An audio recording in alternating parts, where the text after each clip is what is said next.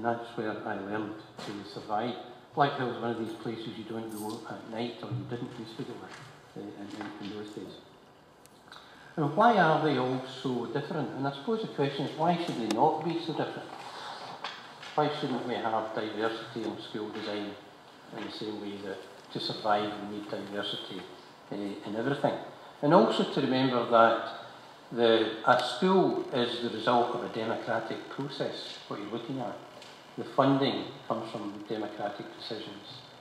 The people who get engaged in design, there's much more community involvement now, and so on. So at each stage there are decisions, and quite often they are democratic decisions.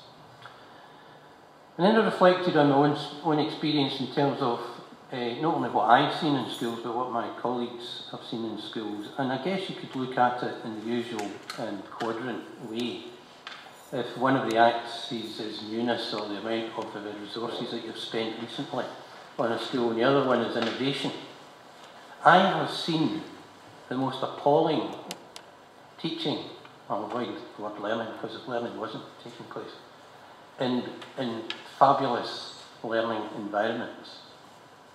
And I've seen the most brilliant learning and teaching taking place in what ostensibly you might describe as a pretty poor learning environment. The trick is to go to the top right hand corner as usual, where you get the perfect storm, and that you get this sense of newness and renewal, continuous renewal, with innovation and with fabulous teachers.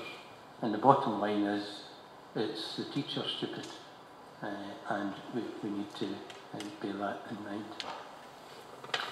And you get all sorts of different uses of space, and I've seen all sorts of designs, but you still get this spread of quality of learning within all these different environments.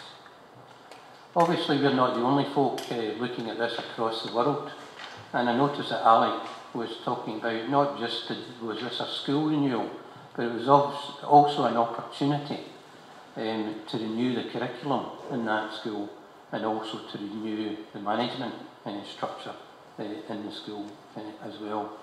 So a renewal, in terms of physical renewal, is a great opportunity for other types of renewal as well, and they are happening all over the world. You know, there's a picture of there from, I won't mention the country, in the bottom left-hand side. There's a young person being traumatised by having their fingerprints taken by the local bobby, as it were. Not sure. I tried to find where that was in Curriculum for Excellence, and I'm glad to report that I couldn't find that anywhere. And we've also got to celebrate our own success. If you actually look at the Scottish Government website and the kind of projects that are going on in Scotland, some of them are fantastic, and I've visited them myself. So we have got superb examples to celebrate and to learn from. And one of the things I have learned, that even when you go into the newest and the best designed schools, there's always something else that they have, inverted commas, forgotten to do, or there's always something else that they would like to maybe change. And that goes back to the notion of how flexible and how can we design something that is open to change. And the bottom line of it all, and Keir mentioned this, is learning. There's good quality learning. And the question is, where does learning take place?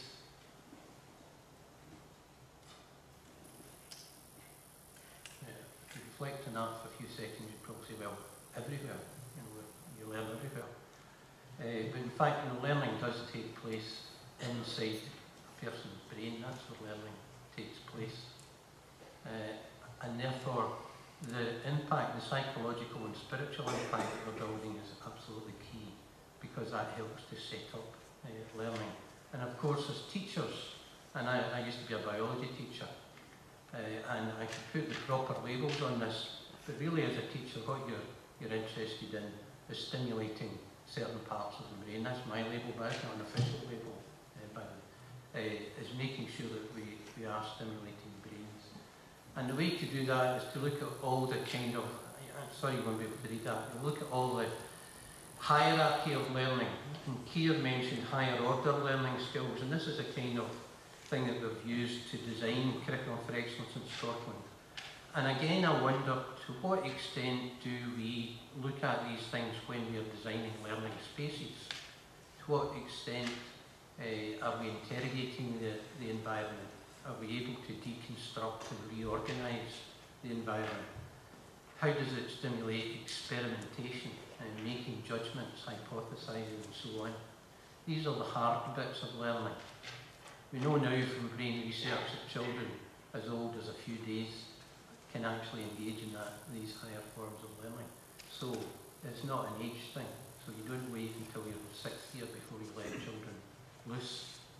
And I'm sure you've seen this kind of slide, but that kind of device takes you out of the classroom into a different world. I can use that. I can rattle off every single area of the curriculum and tell you how I can use that in terms of language, in terms of mathematics, three-dimensional rendering system on it. It can play me music. I can use it as a reader. It can teach me French and German. I can show DNA molecules in 3 dimensions and spin them around and examine each molecule and each atom as we go along. So that takes us into an entirely different way of thinking about learning. And this move from the 20th to the 21st century, whenever I'm giving talks to head teachers and teachers, I sometimes ask them, mark yourself out of 8 and give yourself 0.5 if you like, if you're on the dotted lines. But where do you get to out of 8? And when they've all finished the exercise, I've yet to get an 8 out of 8, by the way, in this exercise, I gently remind people that we're actually already in the 21st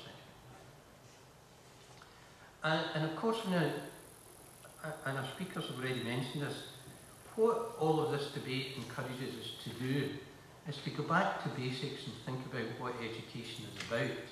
And if you can get devices like this to take you to a different place where learning can happen, then you really have to think about the school much more as a place of socialisation. And it really is the kind of social function of schools that becomes all important if you think in it in that particular way. And one of the kind of trends you can look at is to move from pedagogy, the original meaning being to lead learning, to lead young people to learning, and we've got some young people here tonight, to andragogy, which is about adult learning, and that's more about the learner deciding and doing the planning and evaluation of their own learning. And we would expect young people to get engaged in that nowadays. To heutagogy, and heutagogy is about any place I want to learn, what I want to learn, where I want to learn, when I want to learn, and it's very learner-centric. And if that is the case, you can't imagine every child in Scotland with a handheld device sitting in a cupboard on their own learning. That's not what it's about, because you construct your own learning in a social environment. And a few snaps just to say that the response when you ask children about learning, one of the kind of common responses you get is that they say, I want just the school to be part of the rest of the world. So they want a seamless transition from their world to the world of school. And that part of that seamless tradition is to stop using words like pupils. Because who defines the word pupil? So young people get up in the morning, they walk to school, they go in front of the school gate and they become pupils, often not defined by them. So that involves a seamless mixture of the within school environment and the outdoors environment. It may involve greater home learning. You drop the word work in the schools, you replace it with learning, you get a different feel. Children, young people at secondary school now will not do all their learning in the school. They'll go to college for part, it's quite common to go to college for part of your curriculum, to go to a different school for part of your curriculum.